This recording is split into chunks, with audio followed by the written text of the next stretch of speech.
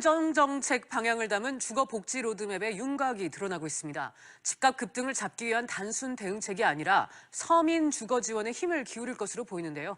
이와 관련해서 조진희 부동산 전문가 모시고 얘기 나눠보겠습니다. 어서 오세요. 네, 안녕하세요. 네, 이번에 이 주거복지 로드맵에서 가장 이제 관심이 쏠리는 게 전월세 상한제입니다. 구체적으로 방향이 잡힌 게 있습니까? 네, 이제 말씀하셨던 것처럼 전월세 부분에 대한 어떤 그 가격 제한선을 제한하는 부분과 특히 이제 이번에 정책 그 내용에서 이제 두 가지가 추가되는 것들이 있습니다. 그래서 다주택자들에 대한 임대사업자 전환에 대한 어떤 그런 예고 부분, 그다음에 네. 무엇보다도 주거복지 맵이라고 이제 얘기가 나온 것 중에 가장 큰 게 장기적인 계획입니다. 그래서 공적인 임대주택의 확장, 그동안 가장 이제 제시화돼서 문제가 됐던 것들이 공급을 하지 못하는 부분이 어떤 부분에 있어서 부족한 내용들이 아니냐라는 부분이었습니다. 네. 단적인 예로 지난달 그 서울시 아파트 가격 매매 가격의 평균을 보면 상승률이 한 6억 4천만 원대였고 이제 전세 가격이 한 4억 3천만 원대였습니다. 네. 그러다 보니까 최근 5년 동안의 어떤 매매 가격 상승률은 한 33.3%인데 전세 가격은 52% 정도 급등을 했습니다. 그러다 보니까 이번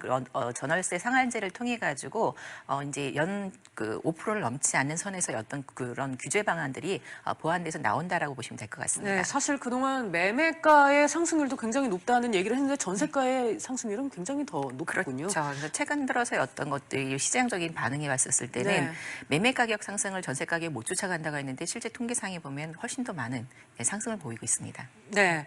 자, 이런 가운데 또 거론되고 있는 것이 계약 갱신 청구권자입니다. 이거는 어떤 내용으로 이해를 해야 할까요? 기본적으로 저희 나라가 이제 전세 기간을 놓고 보면 2년 정도가 끝나고 보통은 이제 재계약을 하는 그런 기간들이 있습니다. 그래서 계약자가 원한다면 1회에 한해서 2년에 대한 어떤 그 갱신을 더 갈 수 있다라는 부분인데 이 부분에 있어서도 1989년도에 한번 실행을 했던 사례가 있었습니다. 근데 그때 당시에 오히려 가격이 23% 이상 더 급등을 했던 이유들이 있었습니다. 아무래도 이제 시장 가격을 갑자기 이제 억제를 하다 보니까 2년 뒤에 다시 계약을 청구할 때 계약 갱신을 했을 때를 감안을 해서 전세 가격을 다시 올려받는 그런 시장 반응들이 나타났던 네. 만큼 이런 부분들을 더 이제 주의해서 봐야 될 것 같습니다. 네. 그렇군요.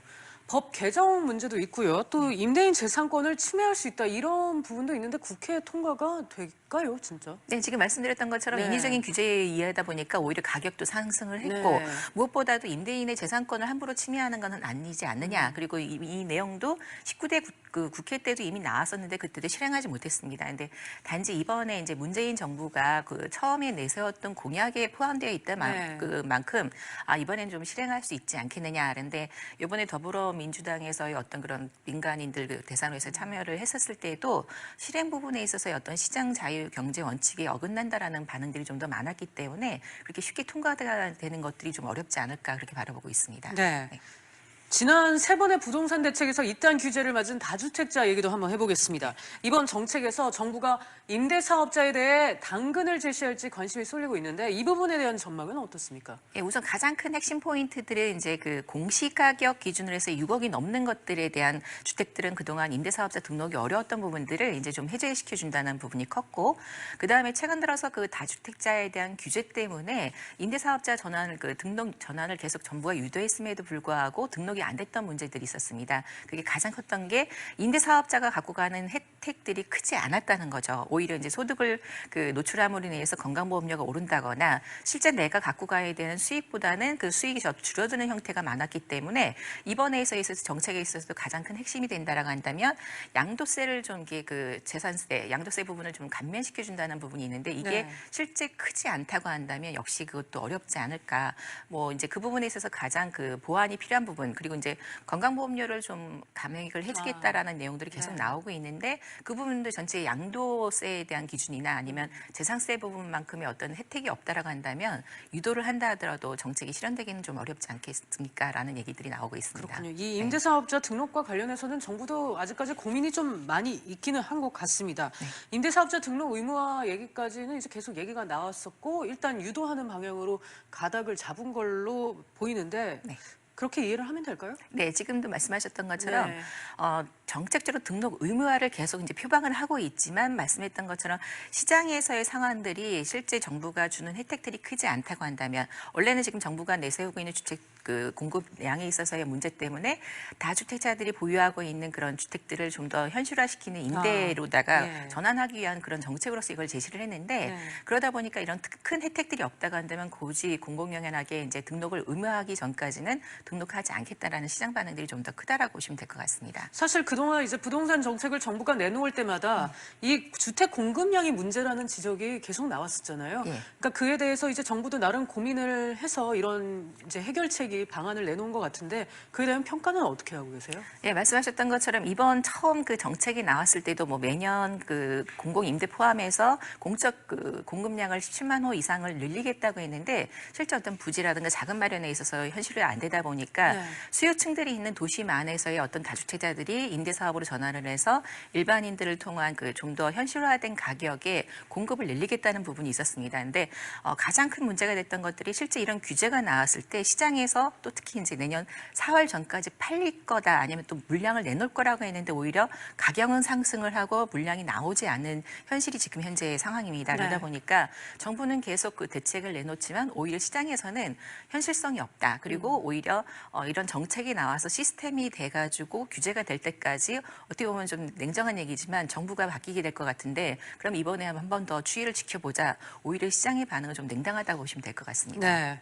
자, 이런 분위기에서 또 나온 것이 공적 임대주택 확대 방안입니다. 이번 정책에도 이제 포함이 될 것 같은데 이 부분도 좀 구체적으로 짚어볼까요? 네, 이제 이번에 나왔던 내용 중에서 이제 크게 이제 두 가지가 있는데 신혼부부들을 위한 이제 그 공급 부분을 늘린다는 부분에 있어서 가장 많이 기대를 했던 것들 중에 하나는 이제 물론 결론은 국토교통부에서 그렇게 이제 생각하지 않고 있다라는 내용이었는데 강남 쇠고기나 이렇게 해서 이제 강남이란 네. 굉장히 우수한 입지 여건에 되어 있는 것들을 자연 녹지를 좀 해제를 해서라도 공급을 해주고 그다음에 위례신도시나 동탄 이신기 정도 해서 좀 더 좋은 입지에 있는 공공임대를 늘리겠다는 부분이었습니다. 그리고 또 한 가지는 이제 그 가장 큰 것 중에 하나가 대부분 공공임대가 어느 정도 시간이 지나게 되면 분양으로 전환이 되다 보니까 계속 임대주택을 늘려야 된다는 공급 부분의 부족이 있었는데 이걸 이번에 한 30년, 50년 장기로 해서 임대를 할 수 있는 그래서 저소득층의 주거 안정을 좀 더 기하겠다라는 그런 내용들을 포함하고 있습니다. 네, 그렇군요. 이를 두고 이제 일각에서는 서민에게 도움이 될 만한 대책이 될런지 또 실효성이 정말 있을런지 그거에 대한 시각이 좀 엇갈리는 것 같던데요. 예, 이번에 이제 정부가 내세웠던 대책 중에서 가장 큰 시장 영향은 아무래도 이제 가계부채 대책이었습니다. 그러다 네. 보니까 이번에도 마찬가지로 공급이 나왔을 때 신혼부부들을 위한 어떤 전세자금이라든가 공공주택 임대를 들어가야 될 때 어떤 소득 기준, 그다음에 뭐 결혼 연차를 한 5년에서 7년까지 보아야 되는 어떤 그런 기간적인 한제를 갖고 있습니다. 그러다 보니까 일부 계층에서의 어떤 선택은 있지만 대다수의 그 층은 선택할 수 없는 그런 규정이 될 수도 있고 대책이 될 수 있다라는 부분입니다. 그러다 보니까 아무래도 실효성에 있어서는 오히려 좀 더 보완이 필요한 시점이라고 보여집니다. 네, 그렇다면은 지금까지 주거복지 로드맵에 가셔야 되는 부분들을 다 짚어봤는데요. 전문가님이 말씀하시는 그 보완돼야 할 부분들 어떤 게 있을까요? 우선은 이제 그 신혼부부들이라든가 청년 임대주택에 대한 공급 부분을 많이 이제 가시화를 시키고 있습니다. 그런데 현실적으로 은행 창구에 가서 있다 보면 시장 가격에 이제 매매 가격 대비해서 전세 가격이라는 것들이 이미 80%가 넘는 경우들도 많습니다. 근데 전세자금 대출에 대한 한도가 한 70% 정도에 있던 것들을 현실적으로 이제 가격을 좀 더 아니면 한도를 좀 더 늘려줘야 되는 네. 부분도 분명히 필요하고요. 특히 우리나라 부동산에 있어서의 가장 큰 문제라고 한다면은 지금까지 대부분 이제 그 전세 기간이 끝나고 나서 다시 한번 공급을 자기가 실제 매수를 할 수밖에 없었던 것이 아무래도 그 가격 상승의 문제라기보다는 장기적인 입장에서 이 그 가격 상승률을 쫓아가지 못한다는 네. 부분 그리고 실제 소득이 없어졌었을 때 그 임대료를 낼 수 없다라는 그런 불안감들 때문에 현실적으로 취득을 하는 쪽에 더 많은 선택이 있었다는 네. 거죠. 그래서 어찌게 보면 이제 복지 정책도 같이 따라줘야 된다라는 부분도 있고 우리나라도 이제 그 부동산 펀드라든가 이런 간접 투자 상품들이 좀 나와서 지금 현재 가장 큰 문제 중에 하나가 예전과 다르게 은행에다 돈을 맡겨놔도 그걸 갖다 이자 소득을 가지고 노후를 대비할 수 없다라는 그렇죠. 문제들이 있습니다. 그래서 네. 그런 이제 간접 투자 상품들을 좀 더 현실화시킨 상품으로 해서 서민들도 좀 가입할 수 있는 그런 대안들이 좀 나와줘야 실제적인 실효성이 나오지 않을까 싶습니다. 그렇군요. 네, 오늘 말씀은 여기까지 듣겠습니다. 감사합니다. 네, 감사합니다.